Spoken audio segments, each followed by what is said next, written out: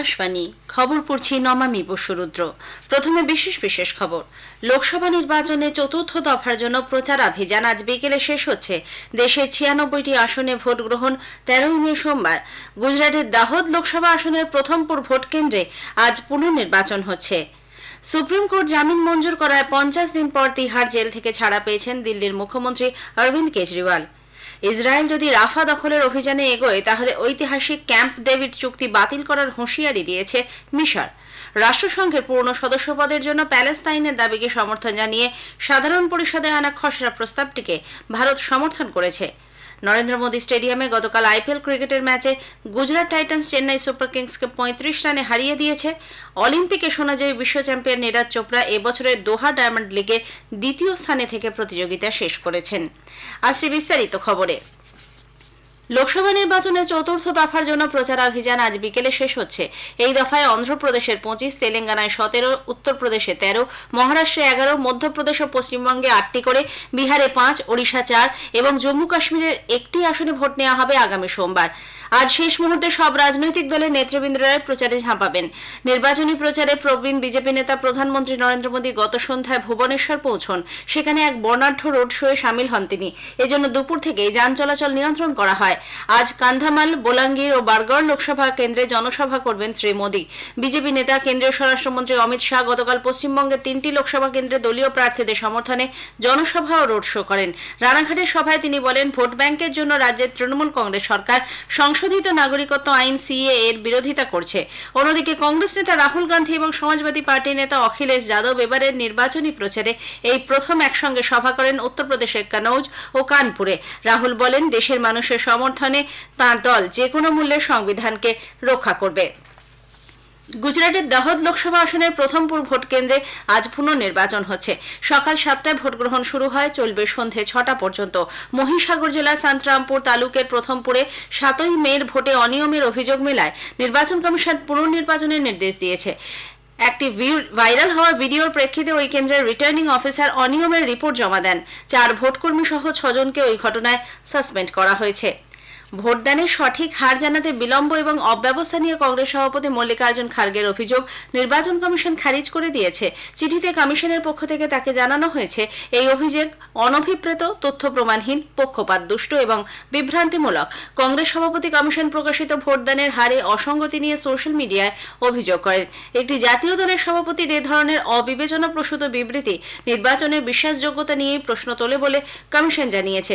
Shri খার্গেকে commission ভবিষ্যতে সতর্ক এবং এ ধরনের বিবৃতি দেওয়া থেকে বিরত থাকতে পরামর্শ দিয়েছে। সুপ্রিম কোর্ট অন্তর্বর্তী জামিন মঞ্জুর করায় গত সন্ধ্যায় তিহার জেল থেকে বেরিয়ে আসেন আম আদমি পার্টির নেতা দিল্লির মুখ্যমন্ত্রী অরবিন্দ কেজরিওয়াল। 50 দিন পর জেল থেকে ছাড়া পেলেন তিনি। দলের বহু কর্মী সমর্থক তাঁর সরকারি বাসভবনের সামনে ভিড় করেছিলেন। সবাইকে ধন্যবাদ জানিয়ে কেজরিওয়াল বলেন, शुक्रिया अदा करना चाहता हूँ। देश भर के करोड़ों लोगों ने अपनी दुआएं, अपना आशीर्वाद मुझे भेजा। मैं सुप्रीम कोर्ट के जजेस का शुक्रिया अदा करना चाहता हूँ, जिनकी वजह से आज मैं आप लोगों के बीच में हूँ। आप लोगों से एक ही निवेदन है, हमें सबको मिलके देश को तानाशाही से बचाना है। উল্লেখ্য, দিল্লি আবগারি নীতি কেলেঙ্কারি মামলায় সর্বোচ্চ আদালতের বিচারপতি সঞ্জীব খান্না ও বিচারপতি দীপঙ্কর দত্তের বেঞ্চ গতকাল শ্রী কেজরিওয়ালের 1 জুন পর্যন্ত অন্তর্বর্তী জামিন মঞ্জুর করেন। সপ্তম দফার ভোট পর্ব মিটে যাওয়ার পর 2 তারিখ তাকে আদালতে আত্মসমর্পণ করতে হবে। 25 মে ষষ্ঠ দফার নির্বাচনে দিল্লির 7টি আসনের সবকটিতেই ভোট নেওয়া হবে। জামিনে থাকাকালীন কেজরিওয়াল দিল্লির নির্বাচনী প্রচারে সর্বশক্তি দিয়ে ঝাঁপাবেন বলে মনে করা হচ্ছে। ছত্তিশগড়ের বিজাপুর জেলায় নিরাপত্তা বাহিনীর সঙ্গে সংঘর্ষে 12 জন মাওবাদী মারা পড়েছে। ঘটনাস্থল থেকে এদের দেহ উদ্ধার করা হয়েছে। প্রবীণ পুলিশ আধিকারিক জানিয়েছেন, গঙ্গালুর এলাকার পেরিয়া গ্রামের কাছে এক জঙ্গলে ডিস্ট্রিক্ট রিজার্ভ গার্ড এবং বিশেষ টাস্ক ফোর্সের তল্লাশি অভিযানের সময় দুপক্ষের মধ্যে গুলির লড়াই শুরু হয়। 4 ঘণ্টা ধরে সংঘর্ষ চলার পর 12 মাওবাদীর দেহ এবং প্রচুর পরিমাণে অস্ত্র ও বিস্ফোরক উদ্ধার হয়েছে। নিরাপত্তা বাহিনীর 2 জওয়ানও সংঘর্ষে আহত হয়েছেন বলে খবর পাওয়া গেছে। কয়েকদিনের প্রচণ্ড গরমের পর গত সন্ধ্যায় দিল্লি সহ জাতীয় রাজধানী অঞ্চলে ব্যাপক ধুলোর ঝড় ওঠে। ঘন্টায় 50 কিলোমিটারেরও বেশি বেগে হাওয়া বয়ে যাওয়ায় বহু গাছ ভেঙে পড়ে, রাস্তায় গাছ পড়ে ব্যাহত হয় যান চলাচল। নয়ডায় বেশ কয়েকটি গাড়ি ক্ষতিগ্রস্ত হয়েছে বলে খবর। খারাপ আবহাওয়ার জন্য 9টি বিমান জয়পুর ঘুরিয়ে দেওয়া হয়। এই খবর আপনারা শুনছেন আকাশবাণী থেকে। ইসরায়েল যদি রাফা দখলের অভিযানে এগোয় তাহলে ঐতিহাসিক ক্যাম্প ডেভিড চুক্তি বাতিল করার হুঁশিয়ারি দিয়েছে মিশর।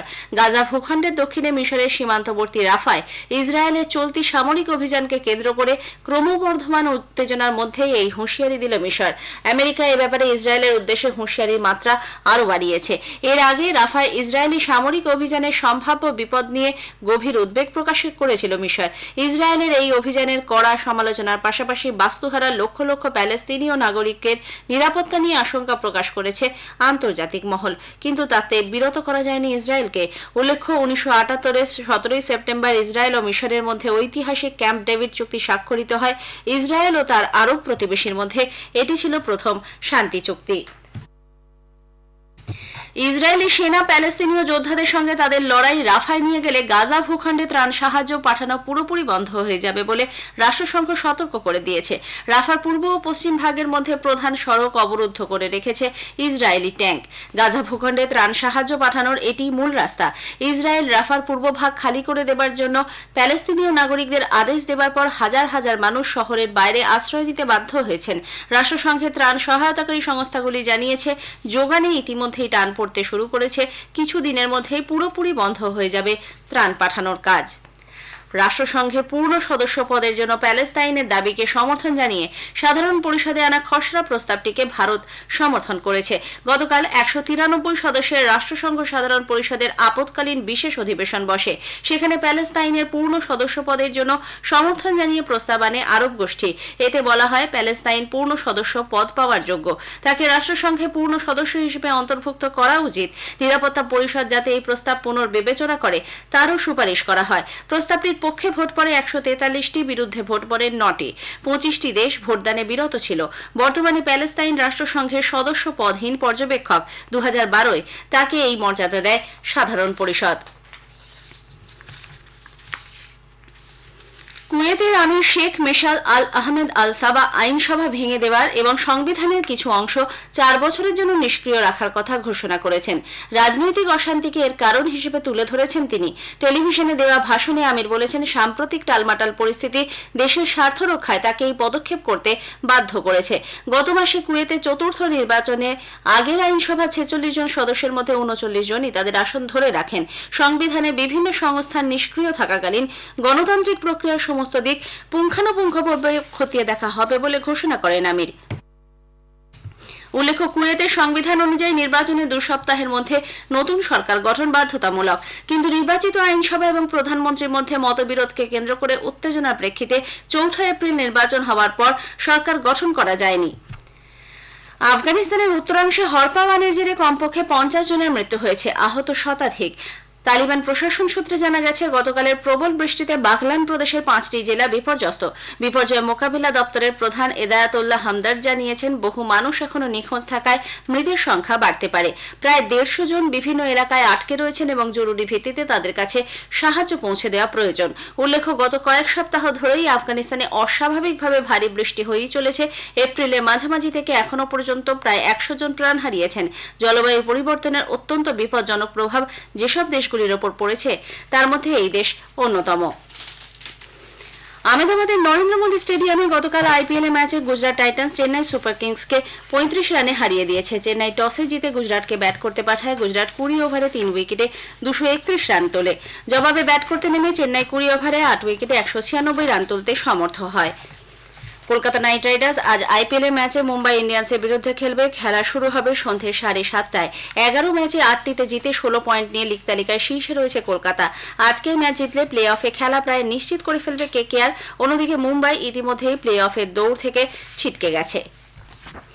অলিম্পিকে সোনাজয়ী বিশ্ব চ্যাম্পিয়ন নীরজ চোপড়া এবছরের দোহা ডায়মন্ড লিগে দ্বিতীয় স্থানে থেকে প্রতিযোগিতা শেষ করেছেন। গত রাতে নীরজ 88.36 মিটার দূরত্বে বর্ষা নিক্ষেপ করেন। মাত্র 2 সেন্টিমিটার বেশি জ্যাভলিন ছুড়ে চেক প্রজাতন্ত্রের জাকুব ভাদলেজেক শীর্ষস্থানে দখল করেছেন। তৃতীয় স্থানে থাকা দুবারের বিশ্ব চ্যাম্পিয়ন গ্রেনেডার অ্যান্ডারসন পিটার্স 86.62 মিটার দূরত্ব অতিক্রম করতে সমর্থ হন। শেষ করার আগে খবরের বিশেষ কিছু অংশ আরও একবার। লোকসভা নির্বাচনে চতুর্থ দফার জন্য প্রচারাভিযান আজ বিকেলে শেষ হচ্ছে।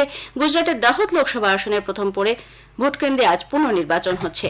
খবর শেষ হলো।